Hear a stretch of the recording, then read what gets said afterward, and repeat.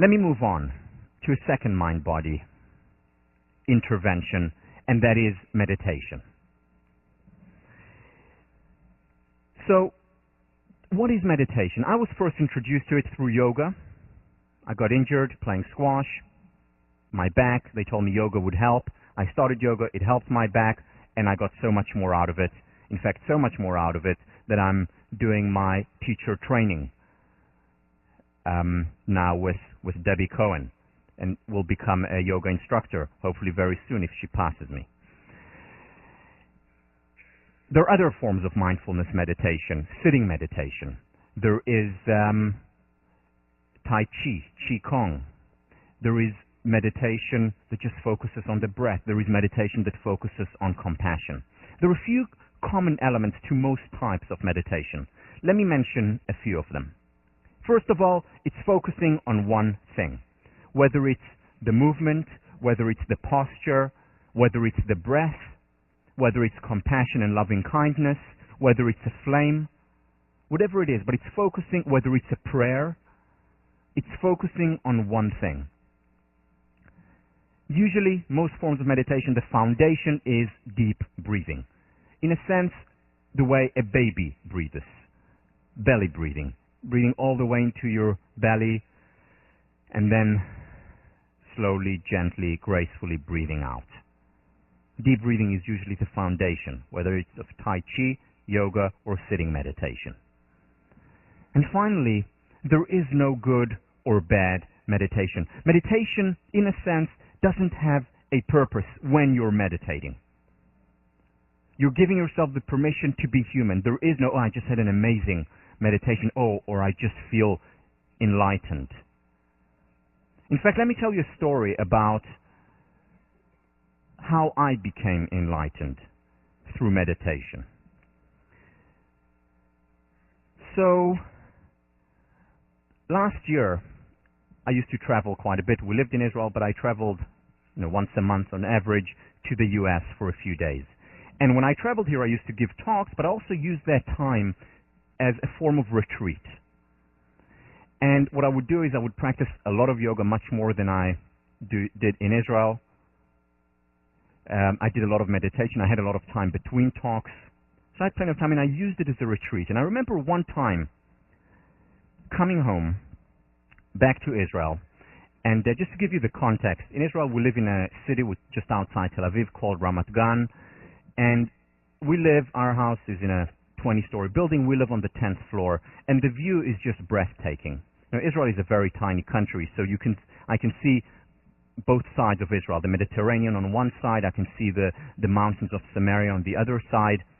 Just gorgeous view. And one of the things that I like to do is every morning, because I'm a morning person, I wake up usually before the rest of the family. I sit down in the dining room and look outside through the glass window. And we have a glass window. Since it's so high, it's fortified glass, of course, and part of it does not open.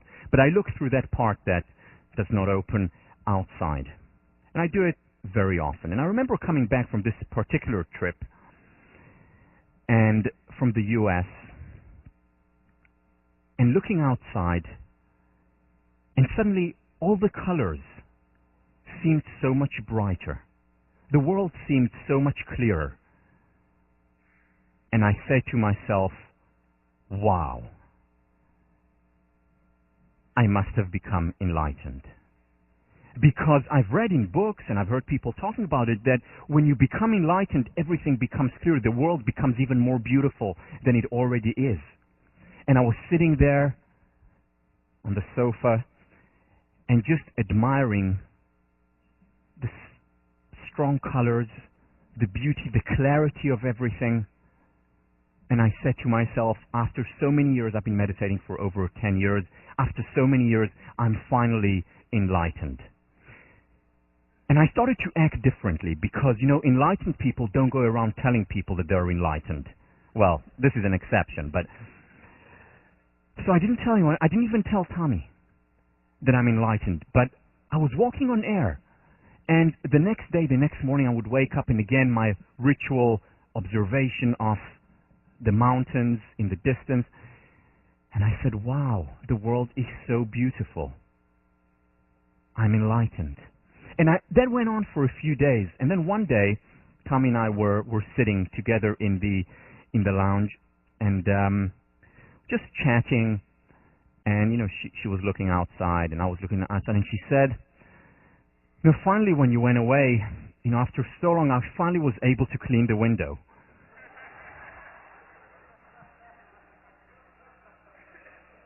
I said, what? And she said, I haven't been able to get out there, but I got this machine, the two-sided machine with a magnet. I was finally able to get it, and I finally cleaned the window. So much for my enlightenment. So, maybe there is enlightenment. I don't know. But the key with meditation is not about reaching that stage when everything suddenly becomes so clear. I think a quicker path would be to clean the window. But that's not what meditation is about. Meditation is about being present, being in the here and now, struggling with being in the here and now. And when we lose our thought, when we lose our focus on the breath, simply bringing it back. That is the practice. Losing it and bringing it back, losing it and bringing it back. And that's how we exercise our mind to be more focused, to be more mindful. So let me share with you some of the studies on meditation. And once you start meditation or yoga, and by the way, you will find what is right for you. Being ADHD, it was very difficult for me to do sitting meditation. Much more conducive for me to do yoga. Because I'm working hard, it keeps my mind focused on the posture. For other people, the right thing is sitting meditation, just breathing. For others, it's thinking about certain things. For many people, it's praying. Whatever works for you. And it can be, of course, a few things. You can pray and do yoga. So let me share with you some of the studies. The real serious studies on meditation started by looking at the tip of the stem, at the meditators, people who've been doing it for many years, for a very long time. And what they asked, the researchers like Richie Davidson, University of Wisconsin, John Kabat-Zinn from University of Amherst, Worcester, people like Herbert Benson, Paul Ekman from one of the UCs, and other people, when they wanted to study meditation, they said, let's study the best. So they contacted the Dalai Lama himself and said, can you suggest some people who have been meditating for a very long time, serious meditators, and we want to study their brain. So they did. And they brought them in, and what they looked for, the first thing, remember, left to right prefrontal cortex ratio. And if you remember, we talked about it, people who are happier generally have more activation on the left side of the prefrontal cortex. People who are less happy have more activation on the right side of the prefrontal cortex. So that ratio is important. And it's one of the quote-unquote objective means of measuring happiness. One of the things that they have found is that there is very high correlation between what our brain looks like under the scanner and our self-report about how happy we are. Not 100% correlation, not a 1, but pretty high, suggesting that self-report are quite reliable. But anyway, so they wanted to look at the brain of the meditators. And when they looked at the general public, we all exist on a bell curve. The happier people are further on, more activation on the left side. The less happy people are further, more activation, higher ratio on the right side. And then they brought in the meditators. And they measured their left to right prefrontal cortex. And here is what they found. This is the normal bell curve. This is where the meditators were. This is from 2001. Since, they have found numerous meditators that are quite literally off the chart, suggesting very high levels of well-being and happiness, being susceptible to positive emotions and resilient in the face of painful emotions. So this is a remarkable result. Again, results that they had not seen before until they measured these meditators. The other things that they were interested in looking at, the other important indicator for well-being and calmness, is the startle response. And when you hear a bang, you startle. And the startle response is important because the easier you get startled, generally it's correlated with higher levels of anxiety, susceptibility at least to anxiety. And everyone has the startle response to some degree. Even marksmen and women in the military, who shoot their guns every day and they try and remain completely focused. Even they startle, when the gun goes off. They flinch very slightly, but they do. So it's impossible to suppress the startle response. Or so they thought. When Paul Ekman brought these meditators in and asked them to maintain complete equanimity and calmness, and he startled them, there was no reaction whatsoever. First time in recorded history that people have been able to suppress the startle response. Here was what Daniel Goleman writes about this in his book, Destructive Emotions.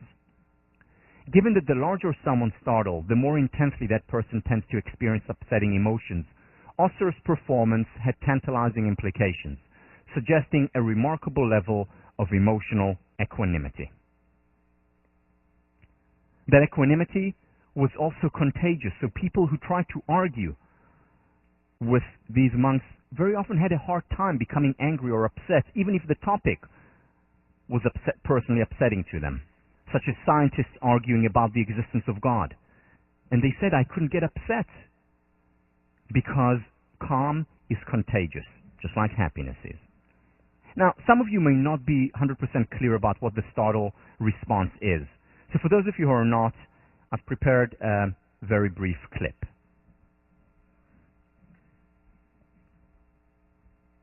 I get no kick from champagne. Pure alcohol doesn't thrill me at all. So tell me, why should it be true that I get a kick?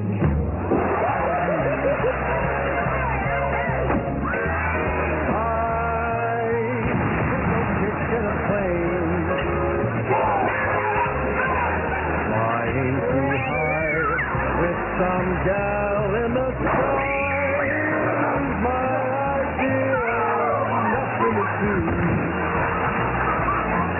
That I get a kiss,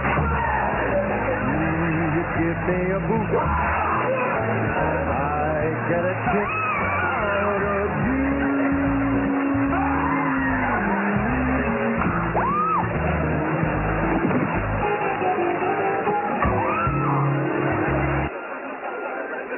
The mask doesn't do anything to him, but you want to see something really scary? It's Dad!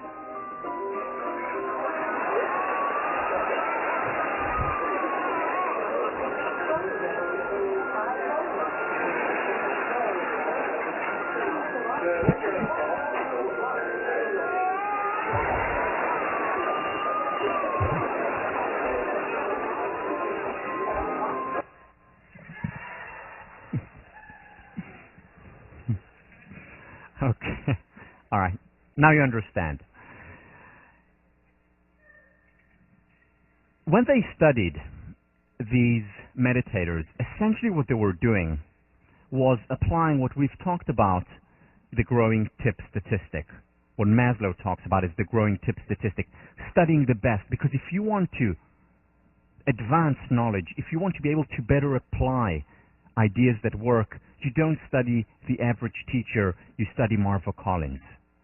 You don't study the average meditator who thinks he's enlightened, you study the meditators who have been doing it for many years. Lama Osser, one of these meditators. The process itself has some extraordinary qualities, but not necessarily the subject. The important idea is that the process is within the reach of anyone who applies himself or herself with enough determination. In other words, this is not just for these select few who can meditate for 30 years, 8 hours a day. it can be applied because the process is relatively simple to all of us. Daniel Goleman, from the perspective of neuroscience, the point of all this research has nothing to do with demonstrating that Osser or any other extraordinary person may be remarkable in him or herself, but rather to stretch the field's assumptions about human possibility, about our potential. Some of these key assumptions have already begun to expand, in part due to a revolution in neuroscience's supposition about the malleability of the brain itself. Remember neuroplasticity, neurogenesis, these concepts how scientists like Richie Davidson identified that our brain is malleable, it can change, and one of the ways to change it is through meditation. Now, this is all well and good, so we can apply this process with determination to our lives, but how many people here seriously would say, okay, that sounds great, I want my left side of the prefrontal cortex to be more active, so I'm going to go off to the Himalayas and meditate for 30 years, 8 hours a day. I mean, how many people are really prepared to do this? How many people have time for 2 hours a day of meditation? The second problem with this research is that it's correlational. There's no causation here. Maybe Lama Osser was born that way, and that's why he was attracted to meditation. Maybe Matthias Ricard has written a book on happiness, Dalai Lama's translator, right-hand man. Maybe he was born that way with a remarkable left-to-right prefrontal cortex. His, by the way, was literally off the charts. But the main problem still remains, beyond causation, is the time. Do we have the time? Do we have the patience to meditate so often and so much? You know, when I started to meditate, to do yoga, I really saw the benefits of it. And I said, okay, so I'm getting benefits when I'm doing it for half an hour a day. What if I do a real long retreat? And they have some great 10-day long retreats. And I said to Tommy, you know, I want to go to a 10-day retreat. And Tommy knows me pretty well. And she said, you know, why don't you try, you know, it's not all or nothing. Why don't you try a one-day retreat first before you go on the 10-day retreat? And I said, you know, that's a good idea. And I went to a one-day retreat, which is not very far from here in Cambridge. And I went to this retreat, and I was very excited. It was on a Saturday, and I was looking forward to it all week. And I said, I'm starting the process of enlightenment, of course, through this one-day retreat. And right after that one-day retreat, once I proved to Tommy that it's good for me, and she'll see how calm I am after, she'll say, sure, we'll go for the 10-day retreat. So I went to that one-day retreat. And the one-day retreat, we came in, and there was a gentleman who was sitting in front of the class with a beard, looking very calm, and I said, I'm going to look like him at the end of the day, and minus the beard. And we sat down, and he said, we're going to start with sitting meditation. So we all sat, you know, we had our cushions. I need a few cushions, you know, there. We were sitting there. I put my hands here, and he said, okay, now breathe deeply through your nostrils, and then breathe out again. And we did that, and I was sitting there, and my mind, you know, being ADHD, started to wander, but he said, if the mind wanders, bring it back to the focus. And we were sitting there, and for what seemed like a very long time, and I stayed there, and I said, okay, your mind wanders, it's okay, come back to it. And I continued to sit there, and we sat for 45 minutes. And at the end, he said, okay, you know, gently, slowly open your eyes and stand up. And he said, what we're going to do now, the second part, after the 45-minute first part of sitting meditation, we're going to do some walking meditation. And he illustrated. And then we walked behind him around in a circle. And we walked very slowly, very diligently, just focusing on each step, lifting up the leg. And he said, just focus on the movement, be present in the here and now. And if your mind wanders, which mine did constantly, bring it back to the walking and continue to breathe deeply, just like you did during the sitting meditation. So we were walking around the room for a very long time. And we walked, and we continued to walk around that room. and my mind continued to wander. And I got bored. So what I did was I started to look around at the other people, and they were all walking in the circle. And then I looked to where the teacher was sitting. And next to the teacher, there was a piece of paper. And I thought, oh, interesting. I wonder what it says there. So I continued to walk. And then I got to the piece of paper again, and I said, oh, it's a schedule. How interesting. And I didn't have enough time to actually read what it said there. So I said, next time around, I have something to look forward to. So I continued to walk. And I say, oh, I see, this is what we did, 45 minutes of sitting meditation, and after that, 45 minutes of walking meditation. Huh?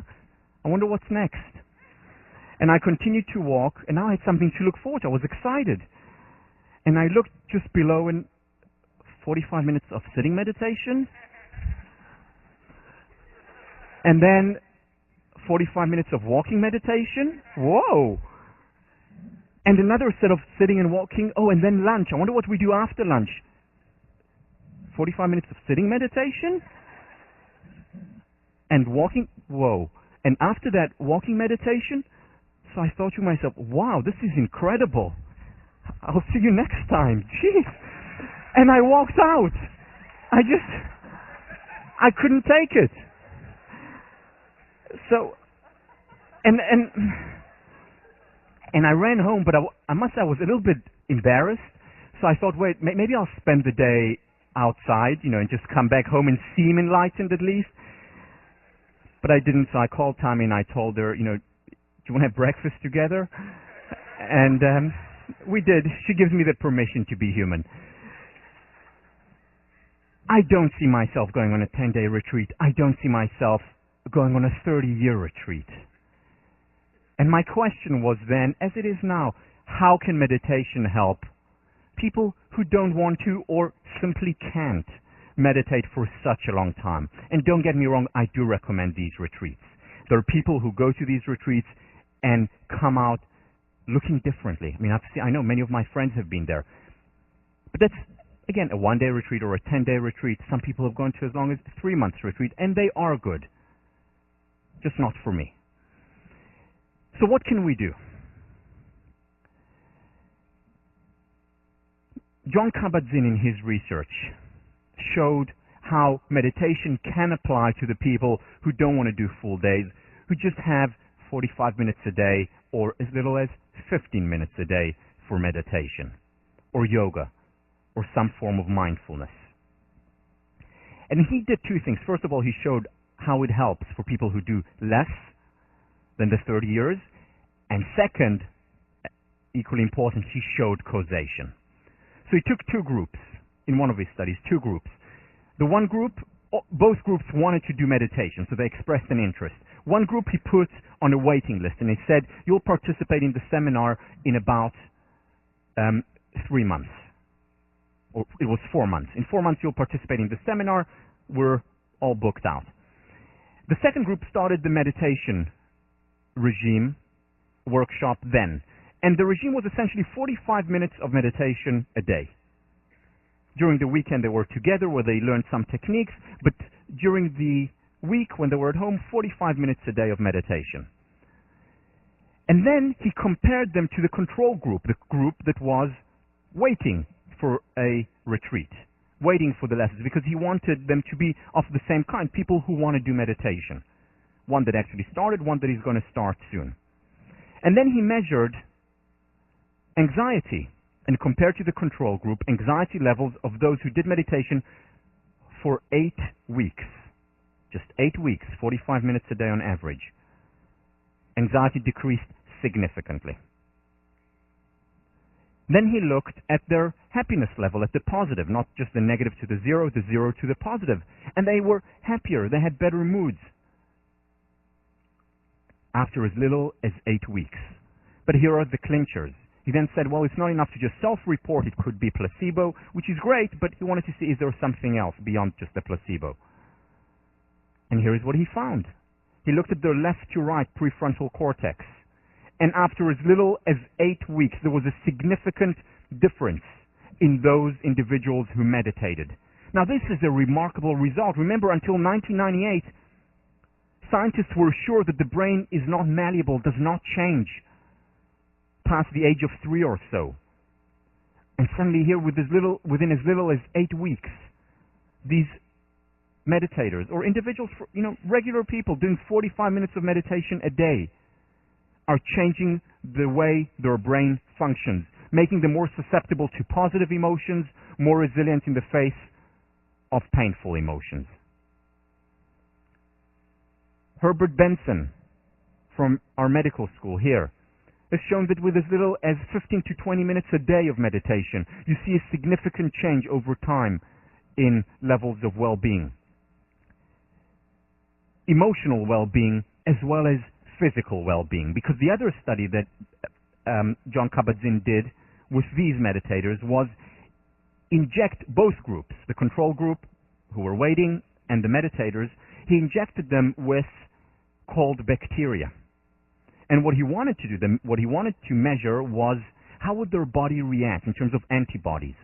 And what he found was that the meditators' immune response was significantly stronger than those who didn't meditate, who were waiting to meditate. Just based on 8 weeks of meditation, 45 minutes a day. And we know that, when we're calmer, we're less susceptible to illnesses. When we're stressed, we're more susceptible to illnesses. So meditation strengthens both the psychological immune system in making us more resilient, as well as the physical immune system.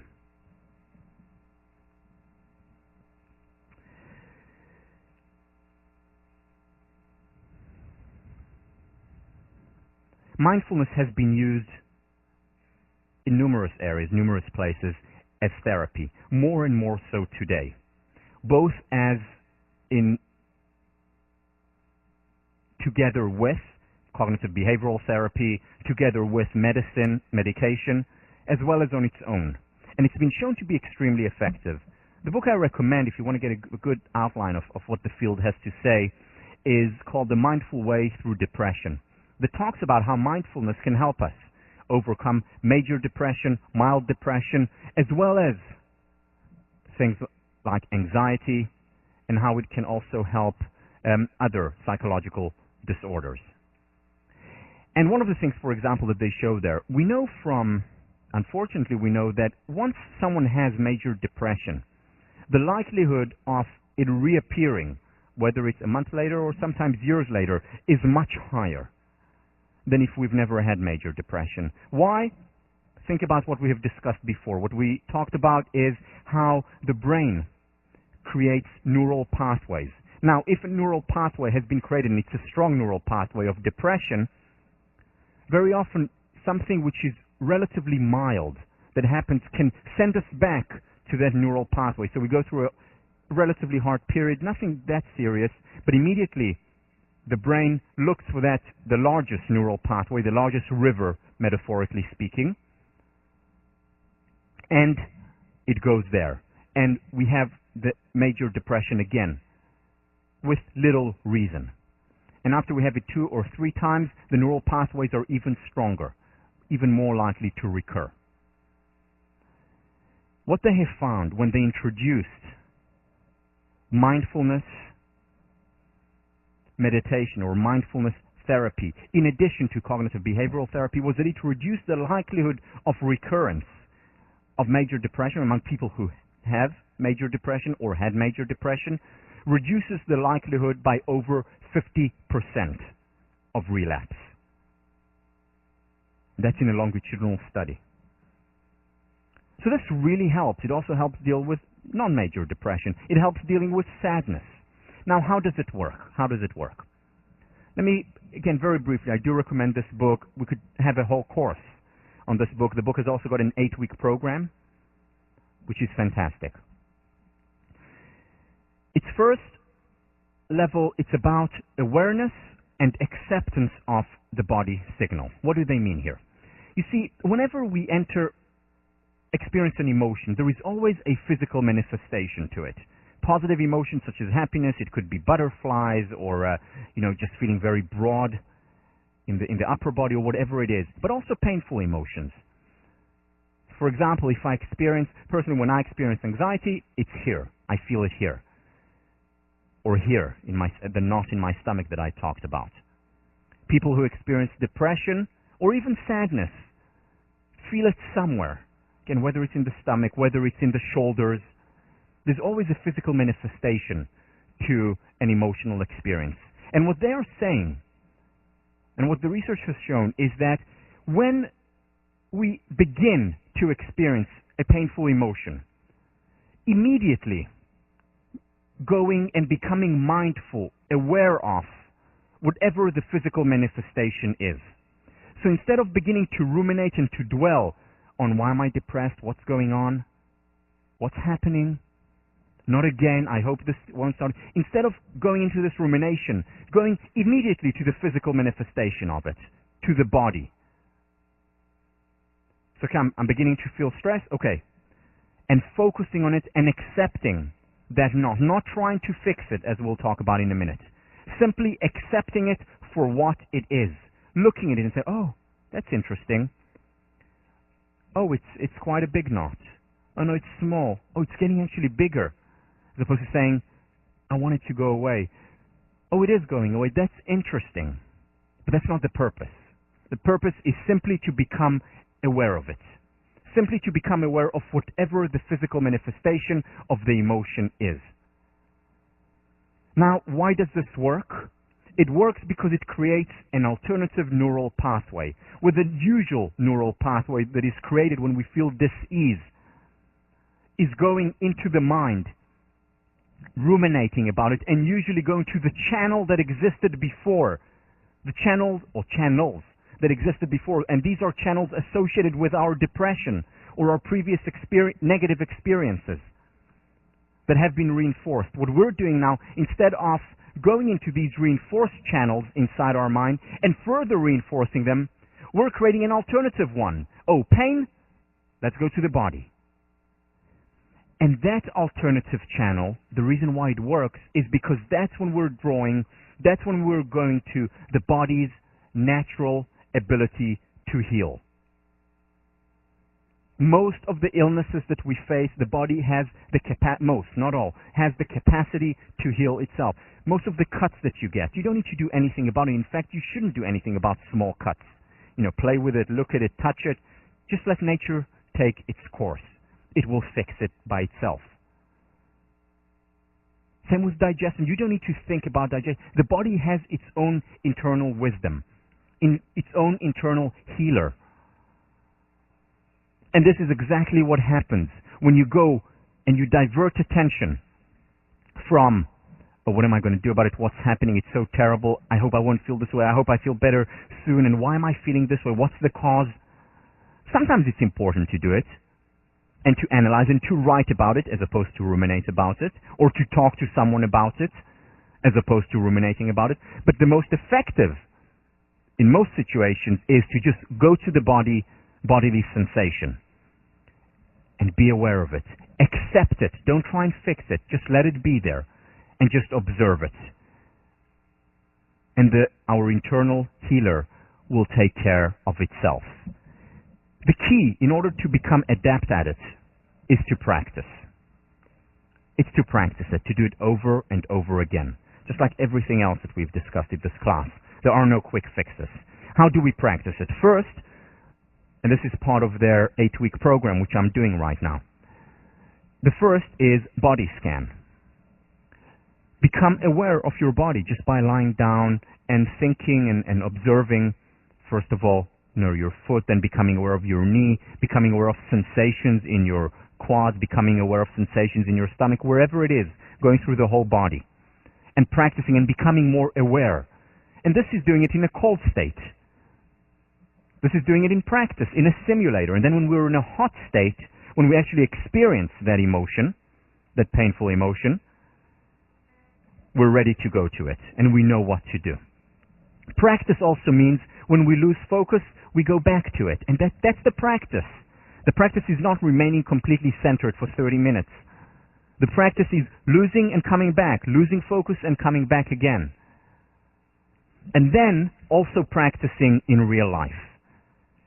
So whenever I feel stressed, immediately going, okay, so what's the physical manifestation of it? Now here we're talking about the emotions, we're talking about the body. You can also practice by using cognitive reconstruction. How? For instance, let's say I'm thinking about a talk that I have to give tonight. And I'm very nervous for it. Large audience, important audience. And every time I think of it, my initial inclination is stress. And I get the adrenaline feel here, and I don't feel good about it. Or the knot in my stomach. So how do I deal with it? Each time I think about it, I say, okay, where am I feeling it in the body? Another way of dealing with it is cognitively reconstructing it and saying, instead of stress, what a privilege. Remember I told you I had a very large client that I had to speak to and was very stressed about that talk. And every time my mind went to stress, within half a second, I said, no, it's a privilege. It's so wonderful that I have the opportunity to do it. Again, this is different from avoiding. This is different from repressing. There is a time to simply accept and to give ourselves the permission to be human. However, it's useless to just constantly ruminate about it and simply strengthen the neural pathways. So this reaction of either going to the physical body or sometimes going to the cognitive reconstruction can be very useful. Remember, when we want change, we want to draw as much as possible on A, B, and C, on affect, on behavior, and cognition. And these are just two very helpful techniques. Again, I use it constantly, whether it's going to the body or going and cognitively reconstructing. Extremely helpful. And again, the data shows how helpful it is.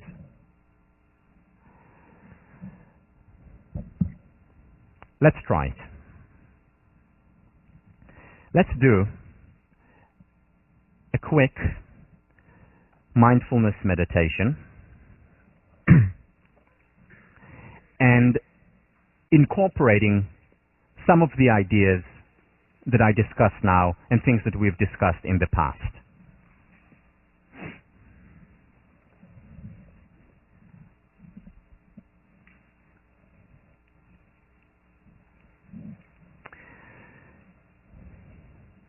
So sit comfortably in your seats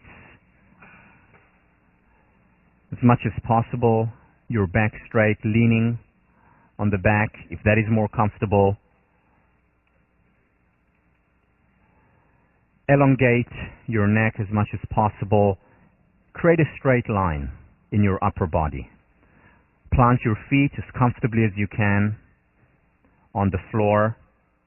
If they're crossed and you feel comfortable, uncross them.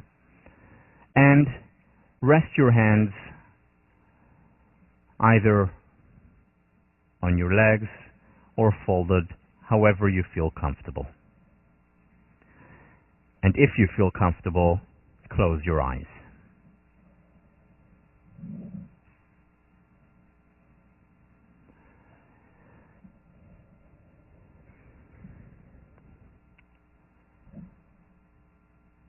Wherever your attention is now, wherever your focus is now, bring it to your breath. Breathe deeply into your belly, and then breathe slowly, gently, gracefully out.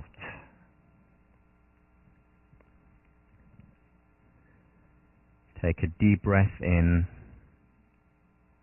and slow, gentle, quiet exhalation. And repeat this a few times.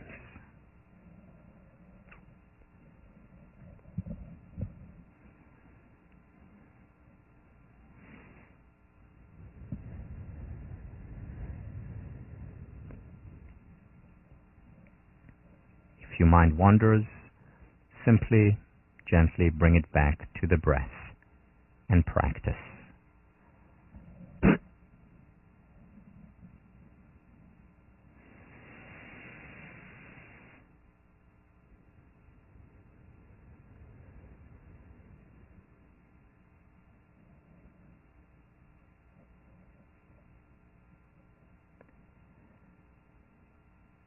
As you continue to breathe, shift your attention, your focus to your body.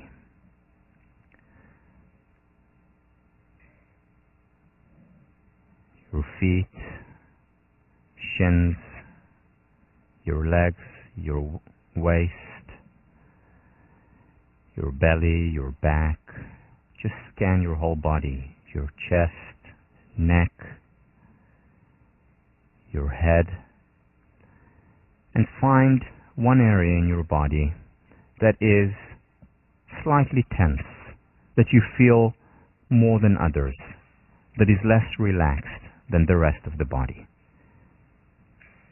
And whatever that part of the body is, shift your attention there and observe the discomfort, observe the tension, just observe and accept.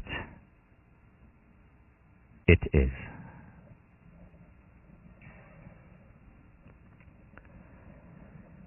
Continue to breathe deeply as you're observing that part of the body. And just look how interesting it is that you have that sensation there. With each breath, embrace it. There's nothing right, there is nothing wrong with how you feel. The feeling simply is. And continue with the breath to breathe into that part and then out of that part.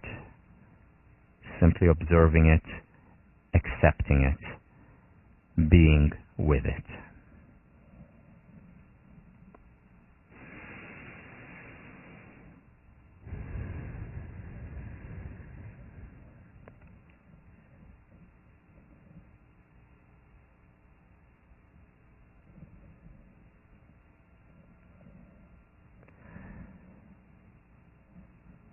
Continue to be with that part of your body, with your breath,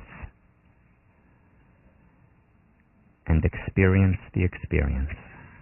Whatever it is, it is.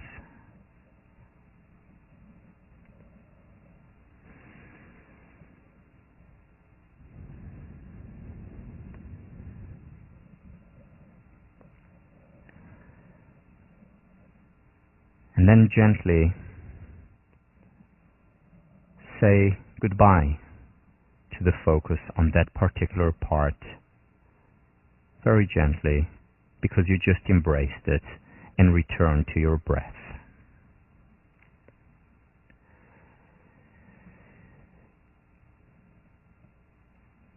And with your breath,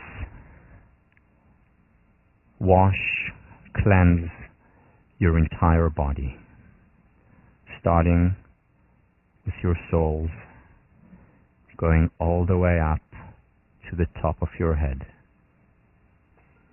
And each breath introduces a deeper calm,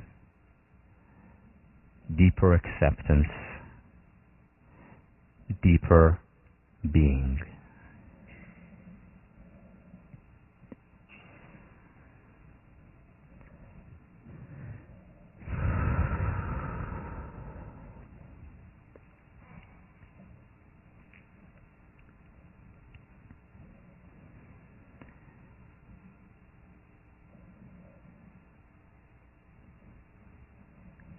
Just experience, just feel the lightness, the light that comes from acceptance,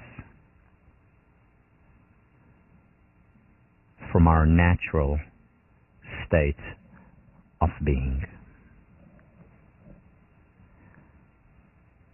Take another deep breath in, slow, gentle, quiet exhalation.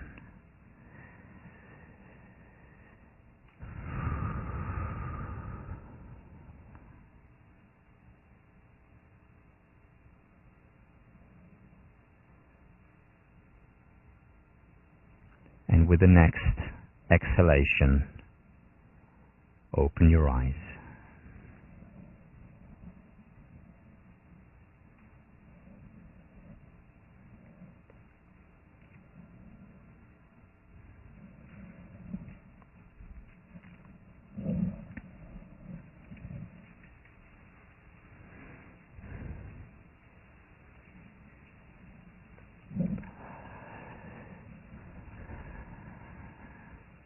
the person next to you is asleep, again, just gently nudge them or embrace them.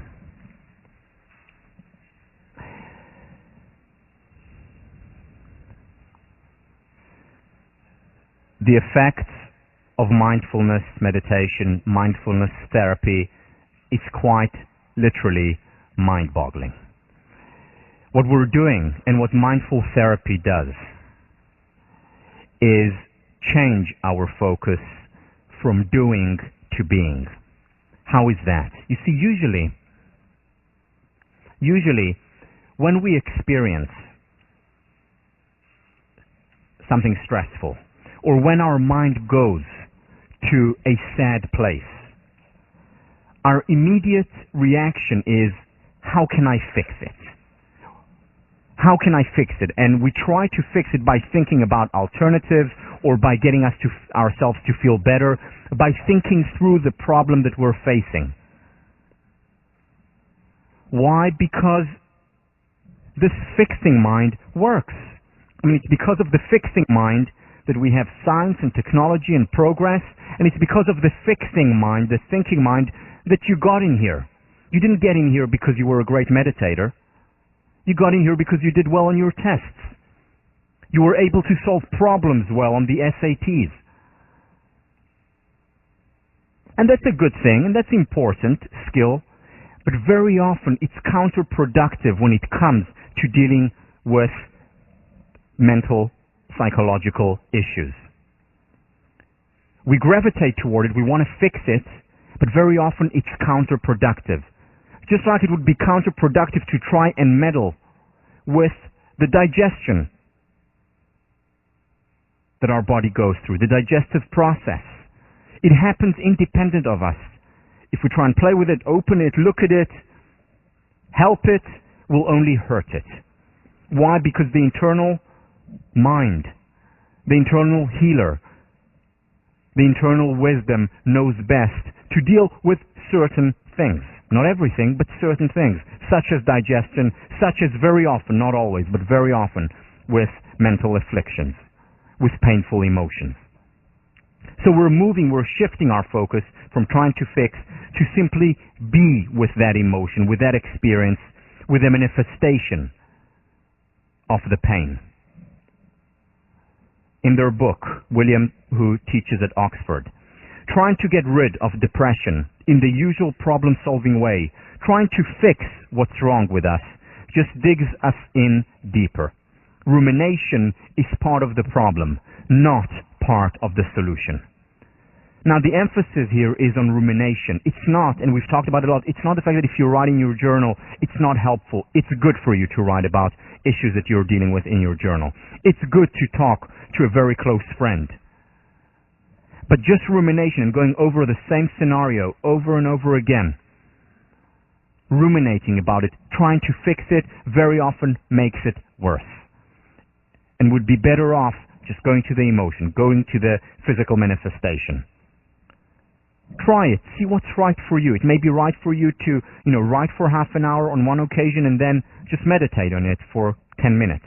Or it may be right for you to only write about it. It's different for different people, but what I'm doing here is I'm adding another tool to your psychological toolbox.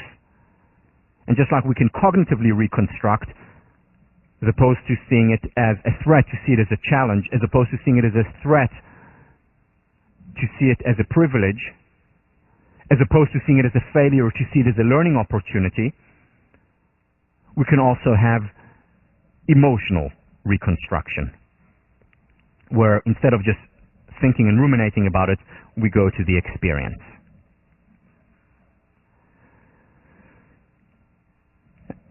With a shift from trying to ignore or eliminate physical discomfort to paying attention with friendly curiosity, we can transform, quite literally transform, our experience.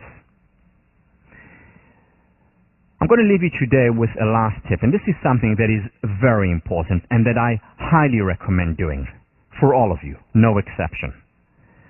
What I highly recommend doing is breathing. It's very, very, very important to breathe. And in fact, it's the one thing that's common to all the mindfulness meditation practices, and something that you can introduce into your life. Of course, I mean proper breathing. Something you can introduce into your life even if you don't meditate for 15 minutes or 45 minutes a day. What I'm talking about here is deep breathing, because here is what happens. In our modern world, we're mostly stressed and anxious. As a result of this, our breathing becomes shallow. And as a result of shallow breathing, when our breathing is shallow, we become even more stressed and anxious. And we go into this vicious cycle, vicious downward spiral of the fight or flight response. And that's how we go through most of our days. Fortunately, we can reverse this. And we can reverse this very quickly, because what we also know is that calm and well-being leads to deep breathing, and deep breathing in turn leads to calm and well-being.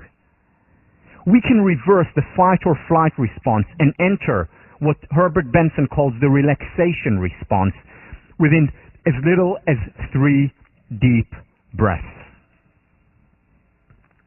We can introduce these 3 deep breaths strategically throughout the day, just before class starts, just when a class ends, just when I wake up in the morning, or the last thing before I go to bed. 3 deep breaths, strategic points through the day, can transform a life. Andrew Weil, graduate of our medical school, now the University of Arizona, in his wonderful CD talks about breathing. If I had to limit my advice on healthier living to just one tip, it would be simply to learn how to breathe correctly. And that means breathing like a baby breathes, into the stomach. I told you I'm not going to teach you much new in this course.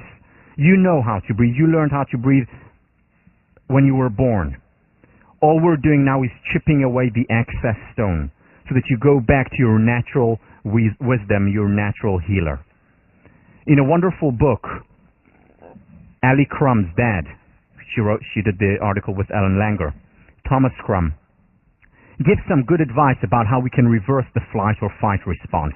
And one of the things that the advice that he says is that each time you get to a red light, use it as an opportunity to breathe deeply, whether when you're walking and you get to a red light or in the car. Now, in the past, I introduced it. In the past, every time I got to a red light, it was annoying, especially if the light had just changed from green.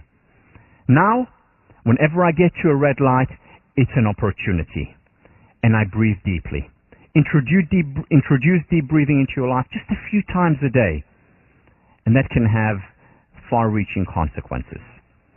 So, I'll see you next week, and until then, breathe.